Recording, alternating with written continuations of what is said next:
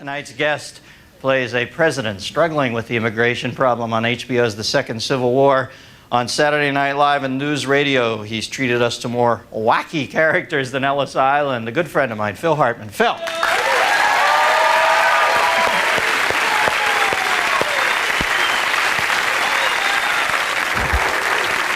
around. What up, D? You're over here, baby. Thank you. Well, all right, Felipe, good to see you. Thank you, sir. How's Bryn? How's the little ones?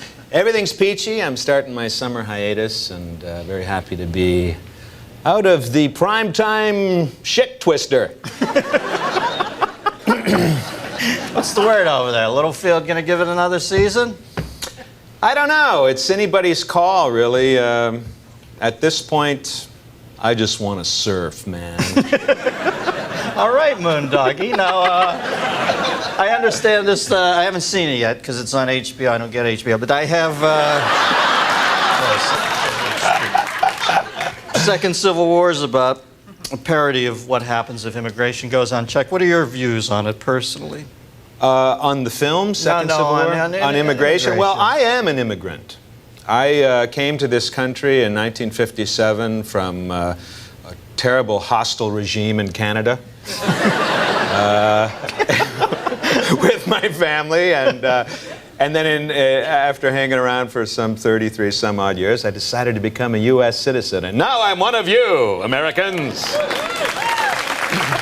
So I certainly don't oppose immigration, but what's fascinating about this subject, and it's one of the things that's touched upon in the movie The Second Civil War, is that you cannot even discuss this subject without being considered a racist in this country. And the immigration policy in the United States is the most liberal in the world.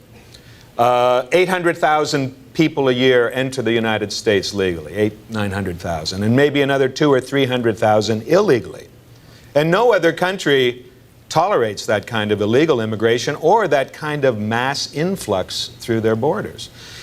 If you discuss the idea of immigration reform in Congress, all hell comes down on you.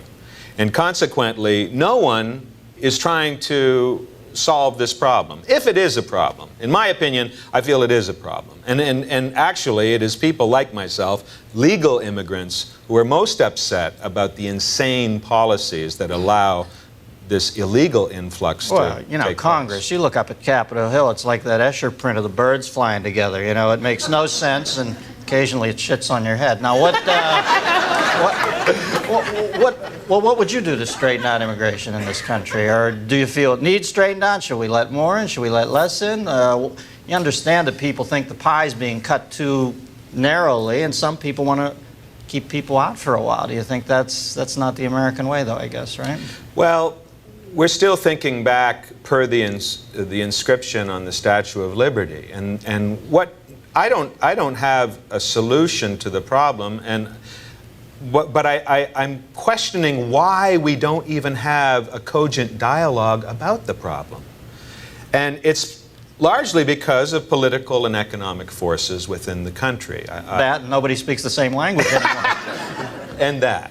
But you know, like a Democrat in Congress won't raise up the idea of immigration reform because the downtrodden in our society traditionally vote Democratic. A Republican won't bring it up because Republicans overall are about business, and immigration, illegal and otherwise, provides a cheap labor pool. Also, anybody who has brought up the idea of immigration reform has been confronted by the lobbying groups of all nationalities who are trying to continue to encourage the influx of individuals. But it's only going to heat up because we're not discussing it. Do you know that in the next 5 years, over $1 billion a year in entitlements is going to be given through Social Security to foreigners who have immigrated to this country and not put so much as a dime into the system? Ouch. Yeah, ouch. It's going to cause a fucking riot, Phil.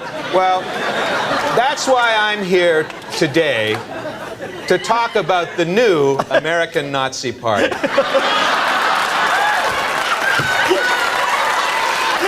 We're not just against gypsies and homosexuals anymore. No, I don't have the answer, but you know, I mean, why aren't we talking about it?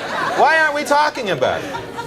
Well, because this place is, for a place that's built on open discourse, you know, there's no more closed-mouthed, closed-minded place in America. If you say anything that looks like you might want to keep people out for a while till we get our feet on the ground, you're going to be killed as, you know, just being an anti-foreigner. And, you know, so everybody just shuts up. But the fact is, can't the least we do is just ask that you register at the border? I mean, is it that much to ask? Are there countries, I mean, can I walk into like Saddam Husseinville and just start setting up a discotheque or what? I mean, not a chance. No other country. In Japan, they have a saying, which means you puked on me, Mr. President. Exactly. No, that means you don't set foot in my country, white devil, unless you buy a 50-inch television set. No, we're nutcases over here. We really are. And you know, in Los Angeles, which has the worst traffic in the world, you know, the tension is running so high. I like Hispanic drivers. They're nice and slow. They got the low riders. They're down, you know. It's the Asians. Never use a turn signal. Coke bottle glasses. Who won that war anyway, people? No, how's this? You want to get pissed off? How's this for a law? A pregnant woman who sneaks into the United States and has a baby in this country, that child is automatically a U.S. citizen. How do you feel about that? Has all the entitlements that you have as a lifelong taxpayer. You know, no other country in the world has a policy like that. Well, you know, the state of California will not recognize same-sex marriages for the purposes of spousal medical benefits. So what a lot of the gay community now are doing is moving down to Mexico, setting up citizenship there, coming back here as an illegal alien so they can get their health care paid for. We've got a phone call for you. We've got line 7. We've got Polly from Middletown, Ohio. Polly? Hello? Polly? Yes? Want a cracker? No. What's your question, dear?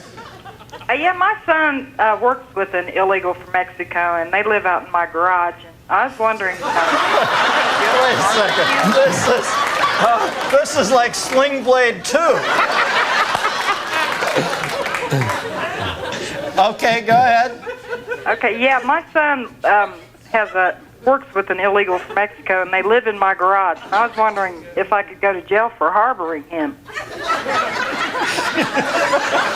Are they paying you rent? No. Well, you're just a sucker, ma'am. But if they were paying me rent, could I go to jail?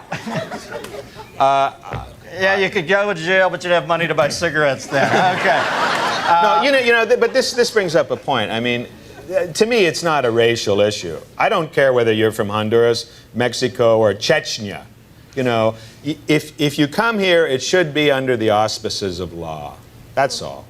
And then there's what they call chain immigration, where when a family comes here from a foreign country, then they start bringing in grandma and grandpa and brother and sister, and they all go I know how on that Social works. Security. I had an immigrant mailed to me the other day. I was supposed to mail him to 10 of my best friends, and the postage was a lot because the kid was heavy. All right.